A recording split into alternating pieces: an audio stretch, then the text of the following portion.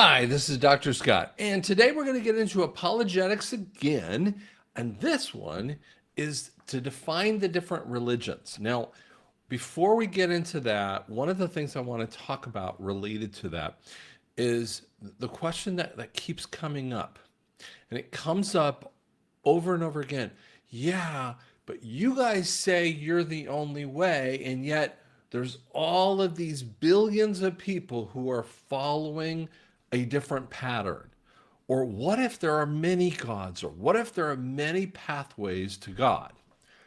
And I go, well, that's opposite of what the Bible says. And that's the start of where I go with that circumstance. Let me just put it this way. If you're sitting in front of a math problem, there probably are a few different paths of how to do it, but there is one answer that comes out there, right? And we tend to struggle with things that you come from one question to one answer. And we tend to think that we need to have more choices. See, God isn't deleting your choices. You have every choice to do whatever you wish to do. But where it says in 1 Corinthians, it says, all things are permissible, but not all things are beneficial. You know what? You have the right to do whatever you want to do on stuff. But when you start to say, is it beneficial? Let's listen to Cliff and Valuetainment with PBD talking a little about this with it too. In Christianity, let's kind of break that down. Biggest difference between Christian, non-denominational Christians versus Catholicism versus LDS Mormonism. All right. Catholicism and non-denominational Christian churches hopefully stick to the orthodox Christian faith. One God, three persons, Father, Son, Holy Spirit, deity and humanity of Christ, sinless life, atoning death on the cross, resurrection, ascension to heaven, he's coming back a second time. Got it. Okay. So within Islam, go to Islam. When a Muslim sells the benefit of becoming a Muslim, what are the benefits? Hey, if you become one, here's what's going to happen. Christianity, you accept, you go into heaven, salvation, great. What is it with becoming a Muslim? I think the best reason for a secular American to become a Muslim is because it provides structure. We started off this wonderful time together, Patrick, talking about relativism. Mm-hmm. Well, if you think about relativism enough, you begin to realize that you can never look into your spouse's face and say, you should not have said that. There's no should. There's no ought. And you can't look into your child's face and say to them, that was wrong what you did. No, if you're a moral relativist, it's all just a matter of choice. Right. It's all relative. Patrick, read the Gospels. And it was some of the most structured people that gave Jesus the most difficulty. They were called Pharisees. And they had everything structured. And they had all the rules down, and they crossed all their T's and dotted all their I's. And they were dead in their structure. Jesus comes to cause a revolution of the heart where we are overwhelmed by God's amazing grace, and that changes us at the root of our being. So let's give you something from the Bible, right? First Romans, holy cow. Romans 1:21. Or actually 1:20 is really, really good.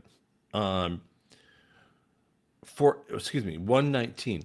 Gosh, I'm going to give you backing up and keep doing that. Sorry, guys. For what can be known about God is plain to them because God has shown it to them. For his invisible attributes, namely the eternal power and divine nature, has been clearly perceived ever since the creation of the world in things that are made, so that they are without excuse. For although they knew God, they didn't honor him as God or give thanks to him. They became futile in their thinking, and their foolish hearts were darkened. Claiming to be wise, they became fools. I see this quite a bit of the time. We have issues in our own viewpoint, and we start crafting an immense message of what we believe is about God. And I go, wait, you don't have any reason to it. You haven't, it's all within yourself, right? You go, well, these are my truths. But then that same person who says these are my truths, whether Buddha is the thing or whether Hinduism is their issue, fine. And listen, I don't have a problem with someone doing that. They have the right to do that. They have the right inside of God. They have the right in this planet, in a nation, in a city, in a whatever, right? They have the right to have that belief. If someone asks them about their belief, I have no problem saying, this is what I believe. This is why I believe. I actually respect that with that. I see more people than not will punt on that issue. Like, you don't get to like jump away from this particular topic just because it might be difficult. But you haven't invested in this topic, and many people haven't. And what it says, though, is that they have a foolishness. Why would they have a foolishness? It's because they have no grounding. You see, fools think that they're correct on issues because they've done it inside, they've done the math inside of them. And the answer is you came out with the wrong answer. And how do you know that is the wrong answer? It's because the word tells me this. And this is the part that I kind of go with people. I mean, one of my favorite ones out there, Frank Turek talks about this all the time. You know, I hear people say, I wish I knew how to talk to non-believers better. And the answer is really more simple. Like, if I gave you all the proof in the world that Jesus really died and rose from the dead, and that is the salvation pattern, would you believe? And people go, no. The answer is no for many of them. It's because they don't want it to be, they're scared of that choice. They don't want to give in to that particular choice because it requires a change. And the reality is these different religions try to give you a different path, and they're not even on the correct path. Like, why would I want to take the same math homework, right? And why would I want to take that math homework, take it home, spend all night doing it, and get the wrong answer? And then come back to school and go, I would be told that that was the wrong answer. There was a class in college I remember having, and it was Astronomy 101. Because I'm a huge sci-fi fan, I loved the class in a lot of ways. The professor was horrible. If you did the class pretty well, I mean, did your stuff, you could get a B, but you could get an A by taking this test. Now remember, this is 1985, so we didn't have computers around, we didn't have iPhones, we didn't have any of those kind of things, right?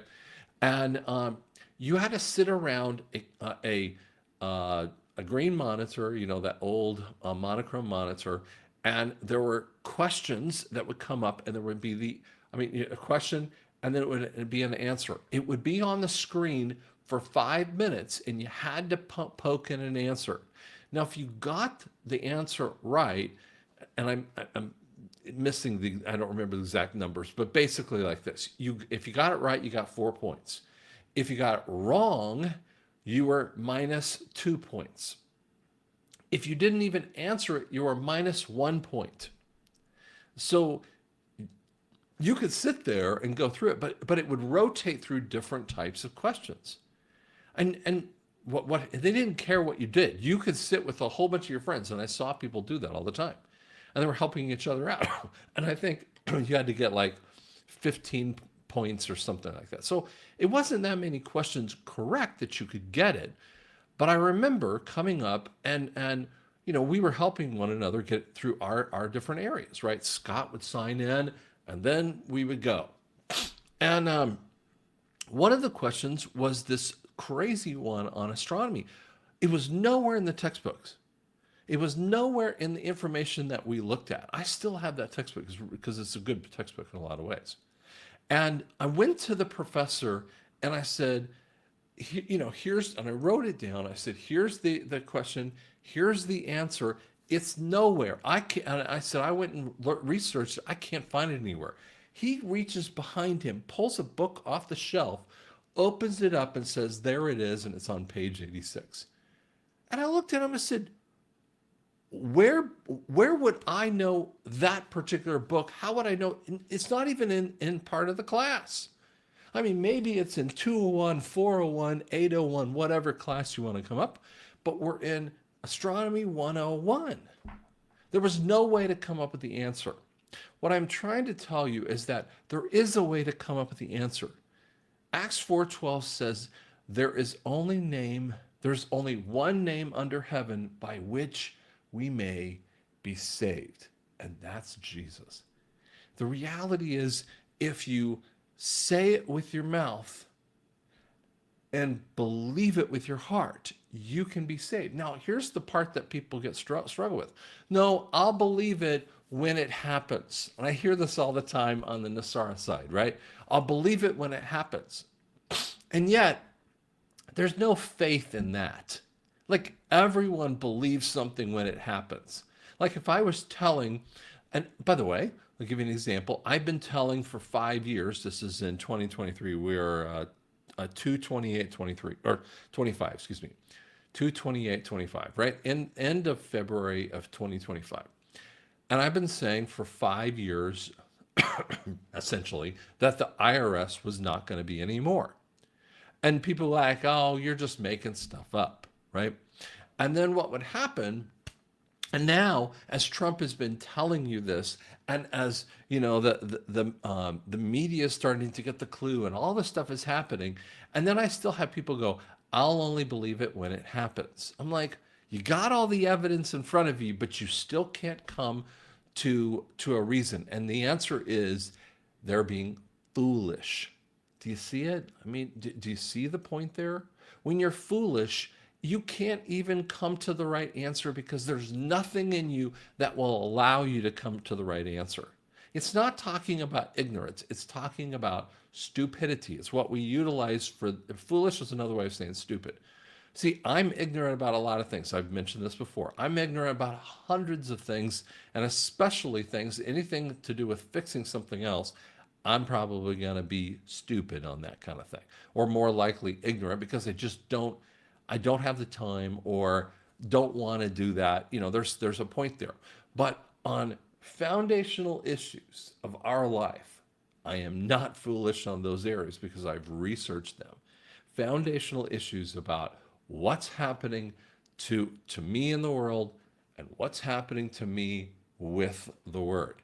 And many people, they go, why should I care about it? Because you're going to die. It's going to happen. There's no way you can get away from it. It is a 100% winning proposition for this thing called death, other than a fascinating point called rapture, which means either way, you're off the planet and you've got to make a choice. So why don't you want to make a choice? I'll put it off until later. What happens to that later comes faster than you ever imagined. The reality is the different religions try to give you some answer, and they keep making it, and they keep getting the wrong answers here. I'm going to do this little thing. It's a kind of a cute little thing, but we never seem to figure out what exactly is happening here, what exactly we're doing here. So, for instance, this is from The Jerk. It's a fascinating point here that it says. It's kind of cute here with this. Watch this. These cans are defective. They're springing leaks. Come over here, look at this. So he doesn't get what's happening in front of him. He thinks the cans are springing leaks. Keeps coming up with the wrong answer, right? Listen to how it's kind of resolved. He hates these cans. Right? And see, we come to wrong answers all the time because we think that's the answer to it, right? And he sees they're springing the they're springing the leak, and then he realizes someone's shooting and he goes, he hates these cans. And you're going, oh my gosh, you're so foolish. Exactly. Guys, you need to investigate this because the God of the Bible is sitting right here on, you can get it on an iPad and iPhone. You can get the paper Bible, and I'll bet you have one around. But those 66 books are precious, and they speak of the truth. Dig in. It's there for you. Thanks so much.